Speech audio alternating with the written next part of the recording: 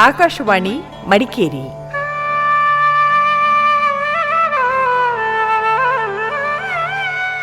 ಪುರಾಣಯಾನ ಪುರಾಣ ಪಾತ್ರ ಪರಿಚಯ.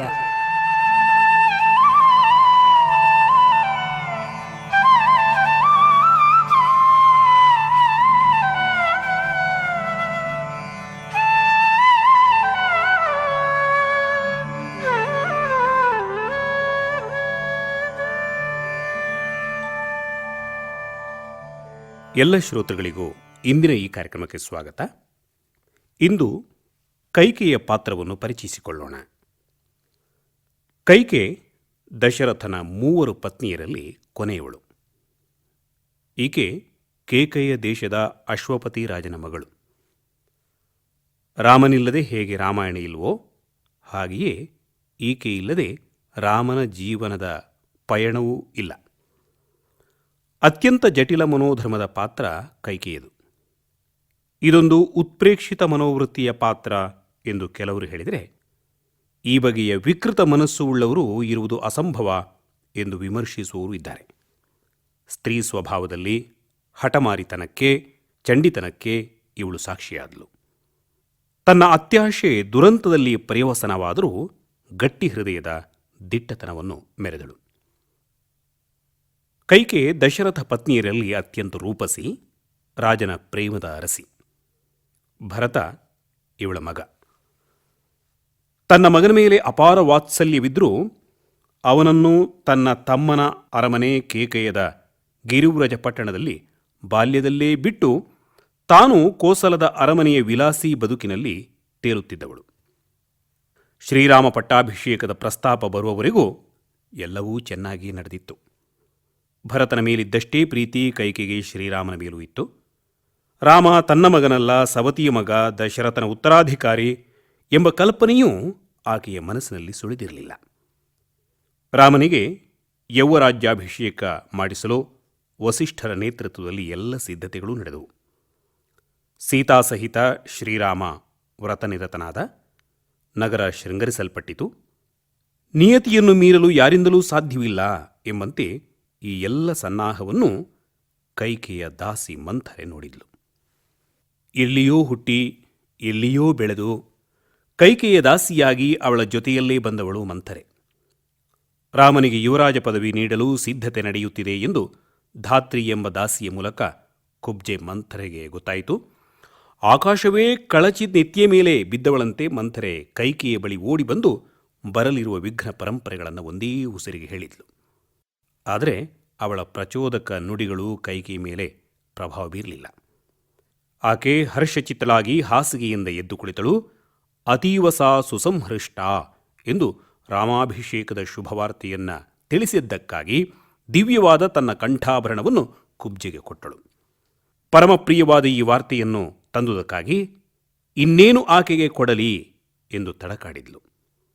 ರಾಮೇವಾ ಭರತೇವಾಹಂ ವಿಶೇಷಂ ನೋಪಲಕ್ಷ್ಯಯೇ. ರಾಮ ಭರತರಲ್ಲಿ ನನಗೆ ತಾರತಮ್ಯವೇ ಇಲ್ಲ ಎಂದಳು. ಕೈಕೆಯ ಮೂಢತನಕ್ಕೆ ಮಂಥರೆ ಕುಪಿತಳಾದಳು.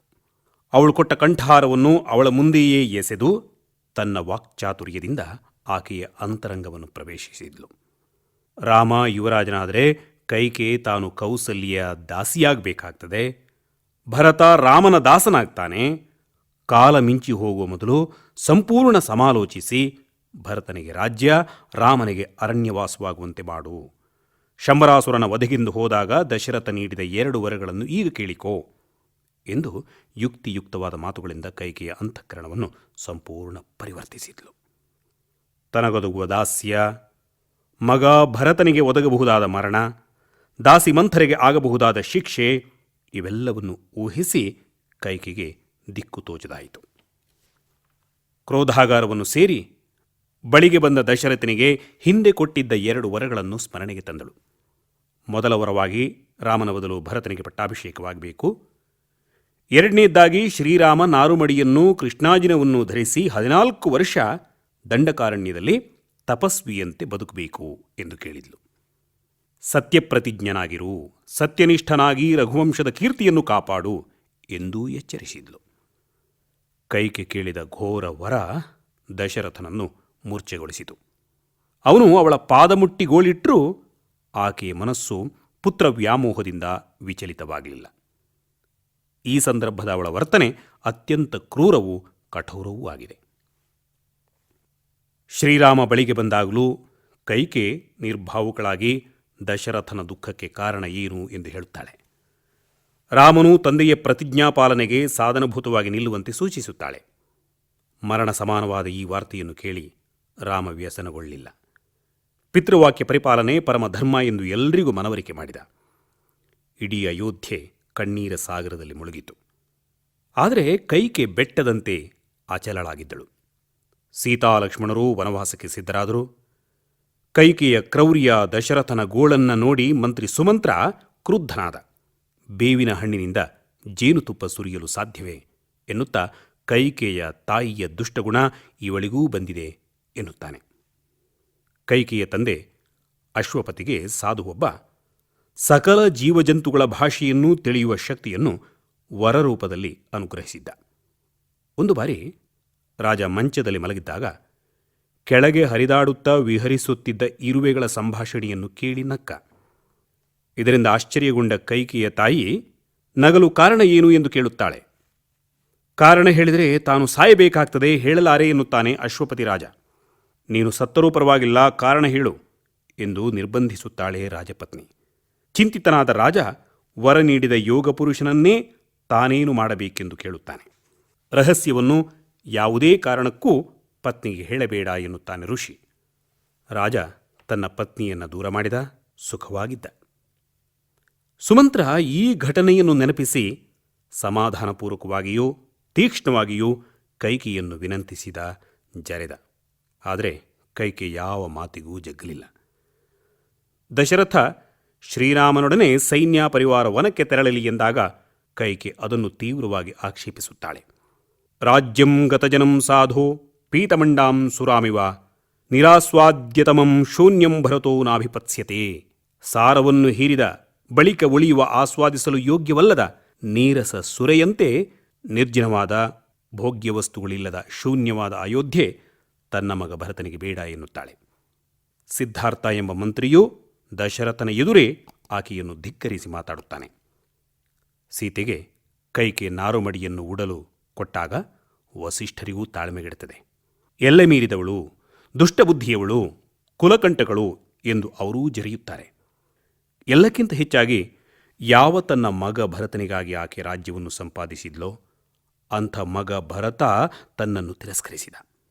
ಭರತನ ದೃಷ್ಟಿಯಲ್ಲಿ ಕೈಕೆ ಕೋಪಿಷ್ಠೆ, ಬುದ್ಧಿಶೂನ್ಯಳು, ದುರಭಿಮಾನಿನಿ, ಐಶ್ವರ್ಯ ಪಿಶಾಚಿ, ಅನಾರ್ಯೆ, ನಿಷ್ಕರುಣಿ.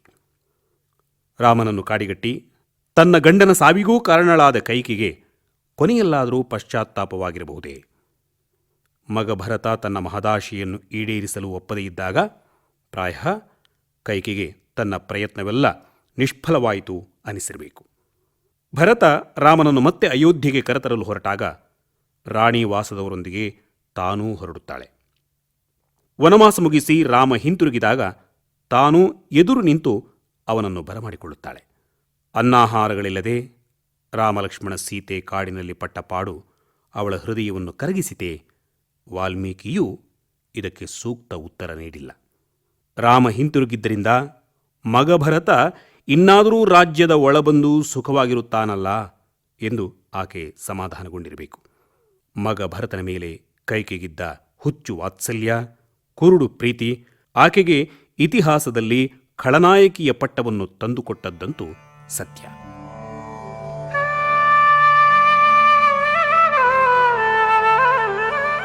ಇದುವರೆಗೆ ಪುರಾಣಯಾನ ಕೇಳಿದಿರಿ. ಪ್ರಸ್ತುತಿ ಸುಬ್ರಾಯ ಸಂಪಾಜೆ.